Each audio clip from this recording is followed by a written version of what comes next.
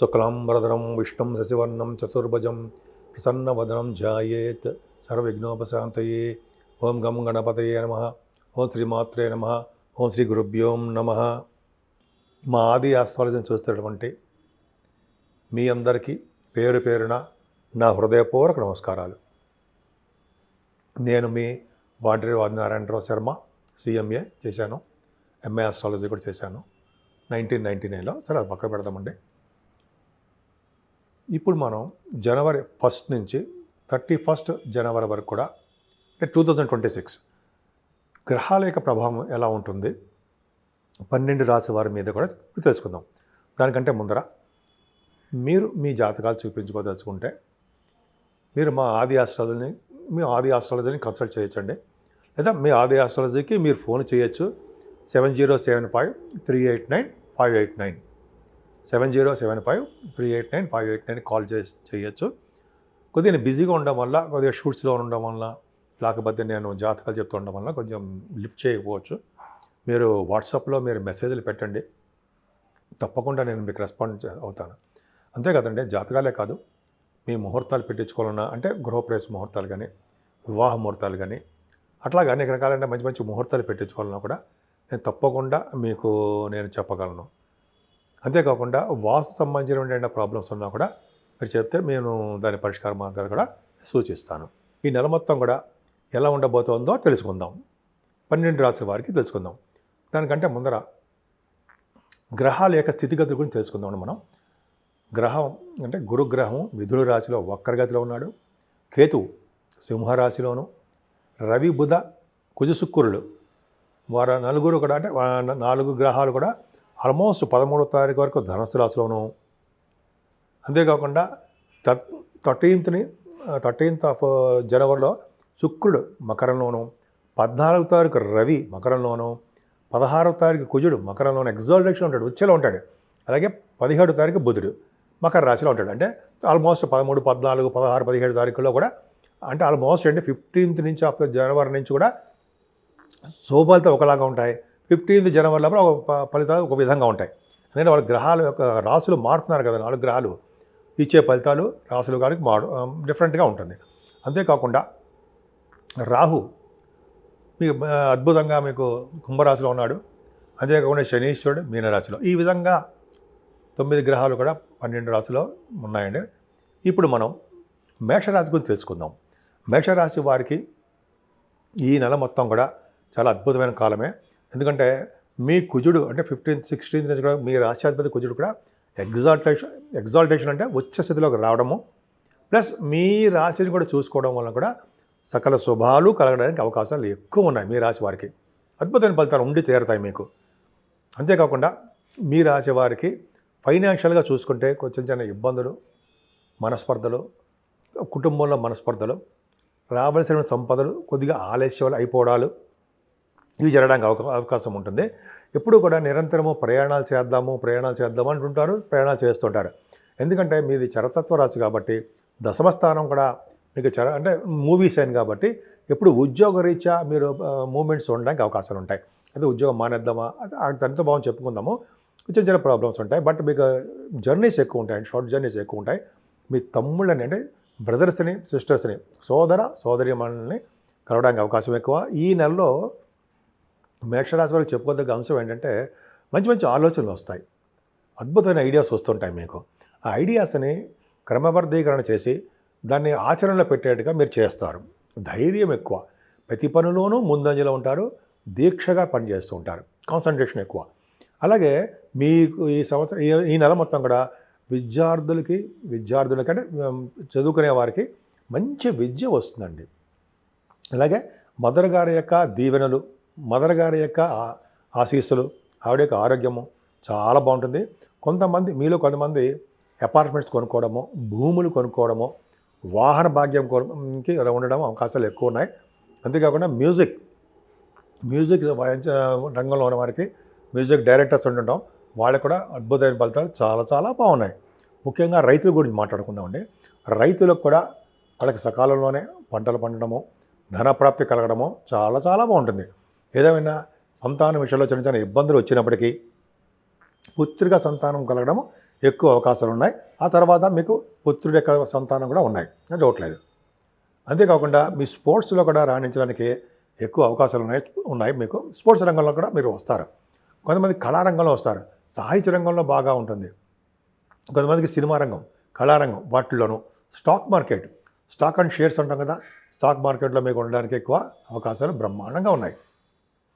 అంతేకాకుండా మీరు అంటే మీ రాశి వారికి శని ప్రభావం ఉండడం వల్ల కొంచెం మేనమామల వల్ల ఇబ్బంది కలగడము, అంటే మేనమామలకి ఇబ్బంది కలగడము, లేకపోతే మీకు శత్రువుల వల్ల చిన్న చిన్న ఇబ్బందులు కలగడము, అయితే కోర్టు సంబంధించిన వ్యవహారాల్లో చిన్న చిన్న ప్రాబ్లమ్స్ రావడము జరుగుతుంది.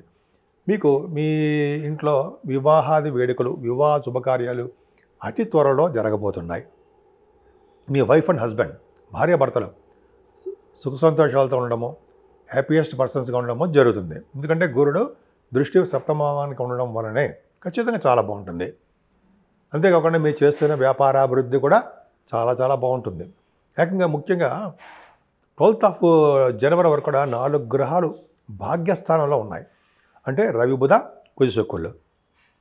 భాగ్యస్థానంలో ఉన్నటువంటి రవి, బుధ, కుజ, శుక్రులు విద్యని ఇస్తాడు, ఉన్నతమైన విద్యని ఇస్తారండి వాళ్ళు. ఉన్నతమైన విద్య రీత్యా మీరు విదేశాలు వెళ్ళడానికే ఎక్కువ అవకాశాలు బ్రహ్మాండంగా ఉన్నాయి, ఉన్నతమైన విద్య. అంతేకాకుండా మీలో కొంతమంది తీర్థయాత్రలు చేయడము, పుణ్యక్షేత్ర దర్శనాలు చేసుకోవడము, అయితే కామాక్ష అమ్మవారి యొక్క దర్శనాలు చేసుకోవడానికి అవకాశాలు ఎక్కువ ఉంటాయండి. అంతేకాకుండా మీరు చేస్తున్నటువంటి వ్యాపారాల్లో దినదిన ప్రవర్ధమానం అవుతుంటుంది. ముఖ్యంగా ఫుడ్ బిజినెస్ వాళ్ళకి, సాఫ్ట్వేర్ తర్వాత చెప్పుకుందామండి. ఫుడ్ బిజినెస్ వాళ్ళకి, ప్లస్ సాఫ్ట్వేర్ సంబంధించిన వారికి, అలాగే వస్త్ర వ్యాపారస్తులకి, అలాగే స్టేషనరీ, ఈ వ్యాపారాలన్నీ కూడా దినదిన ప్రవర్ధమానం అవుతుంటుంది. ముఖ్యంగా మీకు షూటింగ్ రీత్యా, మీకు విద్య రీత్యా, మీ పర్సనల్ పనుల రీత్యా ఇంటర్నేషనల్ ట్రేడింగ్ కూడా ఉంటుంది మీకు. వాటి వలన కూడా మీరు విదేశాలు వెళ్ళడానికి అవకాశాలు ఎక్కువ. అంతేకాకుండా 13th నుంచి కూడా 4 గ్రహాలు కూడా మొత్తం మారిపోతున్నాయి దశమస్థానంలోకి. ప్రత్యేకంగా మీ బుధుడు బాగా ఎగ్జాల్టేషన్లో ఉంటున్నాడు. అంటే దశమస్థానం ఉంది కాబట్టి గవర్నమెంట్ జాబ్ రావడానికి అవకాశాలు ఎక్కువ ఉంటాయండి. గవర్నమెంట్ సంబంధించిన వ్యవహారాల్లో మీరు ఉంటారు, ప్రొఫెషనల్గా మీరు ఉంటుంది. పైగా రాజకీయ రంగంలో ఉన్న వారికి పదవులు వస్తూ ఉంటాయి.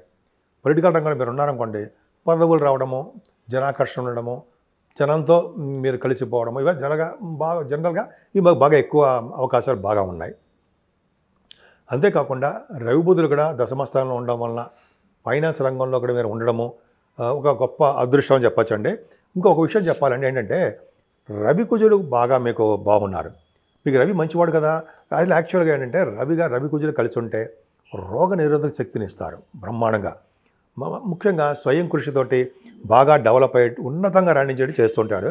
రాజస లక్షణాలతోటి హుందాగా, దర్జాగా, బ్రహ్మాండంగా మీరు ఉంటారు. అంతేకాకుండా ఈ దశమస్థానంలోనే కుజుడితో కలిసిన బుధుడు కూడా ఉన్నాడు. బుధుడు మ్యాథమెటిషియన్గా గాను, సైంటిస్ట్గా గాను, లేకపోతే టెక్నికల్ నాలెడ్జ్ ఉంటుందండి మీకు ఒక దాంట్లో. అది డాక్టర్స్ సంబంధించిన వ్యవహారంలో మీరు ఉండడము, అలాగే మీకు కొద్దిగా మీ చేస్తున్న ఉద్యోగాల్లో డెవలప్మెంట్స్ ఎక్కువ ఉంటాయి. ముఖ్యంగా సాఫ్ట్వేర్ రంగ ఉద్యోగస్తులకి వారికి అద్భుతమైన ఫలితాలు ఉంటాయనడంలో సందేహం లేదు. అంతేకాకుండా రాహు కూడా లాభంలో ఉన్నాడండి. లాభస్థానం రాహు కూడా విశేషమైన సంపదను కలిగిస్తాడు, అదృష్టాన్ని కలిగిస్తాడు, విదేశ పర్యటన కలిగించేట్టు చేస్తుంటాడు.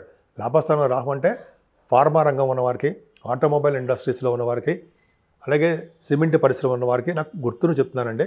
ఇట్లాగా రాహు కారకత్వాలు ఉన్న వారందరికీ బాగుంటుంది. గంగా స్నానం చేయించడంలో కూడా ఆయన మనగాడు. కాకపోతే అంటే మీరు ఉన్న ఉద్యోగం రీత్యా అద్భుతమైన ఉద్యోగాలు వస్తాయి, గవర్నమెంట్ సంబంధించిన వాటిలోనూ ఉంటాయి. మీరు ఉద్యోగంలో సాఫ్ట్వేర్ కూడా చెప్తున్నానండి, ఉద్యోగంలో బాగా డెవలప్మెంట్స్ ఉంటాయి, ప్రమోషన్స్ వస్తాయి. ముఖ్యంగా కుజుడు ఎగ్జాల్టేషన్ ఉన్నాడంటే రియల్ ఎస్టేట్ రంగం బిజినెస్ బ్రహ్మాండంగా సక్సెస్ అవుతారు. చాలా అద్భుతంగా ఉంటుంది. కుజుడు కదా భూకారకుడు. సరే, మీ ఉద్యోగ రీత్యా ట్రాన్స్ఫర్స్ అవ్వడానికి అవకాశం ఉంది. మీ గొప్ప పండితుడు, వైభవంలో శనివుడు అంటే పండితుడు అంటాం. విదేశ పర్యటన ఉంటుంది మీకు. అలాగే మీ కార్యాలు మీరు స్వయంగా చూసుకుంటూ ఉంటారు. ఏదైనా మీరు అమ్మవారిని పూజించండి. ముఖ్యంగా మీరు పూజించాల్సిన దేవుడు సుబ్రహ్మణ్యేశ్వర స్వామి, సూర్య భగవానుడు. వాళ్ళిద్దరిని పూజించడం వలన మీకు ప్రొఫెషనల్గా బాగా డెవలప్మెంట్స్ అవ్వడము, రాజకీయ రంగంలో ఎదుగుదల, అలాగే వ్యాపార మూలకంగా అద్భుతమైన ఫలితాలు మీకు ఉంటాయి. ముఖ్యంగా ఈ నెల మొత్తం కూడా మనకి పరమ పవిత్రమైన మాసం అండి. ముఖ్యంగా 14వ తారీఖునే సూర్య భగవానుడు మకర రాశిలో ప్రవేశిస్తున్నాడు. అంతేకాకుండా ఆ రాశిలోనే కుజుడు ఎగ్జాల్టేషన్లో ఉన్నాడు. సరే అది పక్కన పెడితే మకర రాశిలోకి సూర్య భగవానుడు సంక్రమణము అంటాం, మకర సంక్రమణము. దానివల్ల ఉత్తరాయణ పుణ్యకాలం స్టార్ట్ అవుతుంది. అప్పటి నుంచి అంటే 14 జనవరి నుంచి ఉత్తరాయణ పుణ్యకాలం స్టార్ట్ అవుతుంది. అంటే మకర రాశి నుంచి కర్కాటక రాశి వరకు సూర్య భగవానుడి యొక్క గమనము అంతా కూడా ఉత్తరాయణ పుణ్యకాలము అంటాం. సరే అదొకటి. ఆ రోజున సూర్య భగవానుడు చేసేటువంటి పూజలు, దానాలు, హోమాలు, అంతేకాకుండా బంగారం దానము, గోధుమల దానము ఉంటాయి కదా, అటువంటి దానాలు చేసుకోవడము, అన్నదానము, అలాగే సూర్య భగవాన్ని ఆరాధన చేయడం వలన సకల శుభాలు కలగడానికి అవకాశం ఉంటుంది. అంతేకాదండి, ఈ నెల 14వ తారీఖు కూడా మనకి మకర జ్యోతి దర్శనం ఉంటుంది. అయ్యప్ప స్వామివారి యొక్క మకర జ్యోతి దర్శనం. ఆ రోజు కూడా అద్భుతమైనటువంటి ఫలితాలు ఉంటాయండి. అందుకని ఈ నెల మొత్తం కూడా అయ్యప్ప స్వామిని పూజించడం ఒకటి, సూర్య భగవాన్ ఆరాధన, ఈ ఇద్దరు కూడా చాలా అద్భుతమైన ఫలితాలు ఇస్తారండి. అంటే సూర్య భగవానుడు, అయ్యప్ప స్వామి వారు కూడా అద్భుతమైన ఫలితాలు ఇస్తారు మనకి. అంతేకాకుండా జ్యోతి దర్శనం కూడా మహాపుణ్యం అని అంటాం కదా. సో అదొకటి, జ్యోతి దర్శనం చేసుకోవడము అది చాలా పుణ్యం. సో ఈ విధంగా చేసుకుంటూ ఉండడము. 6వ తారీఖున కూడా సంకటహరి చతుర్దశి వస్తుందండి. అంటే పౌర్ణమి వెళ్ళినటువంటి చవితి.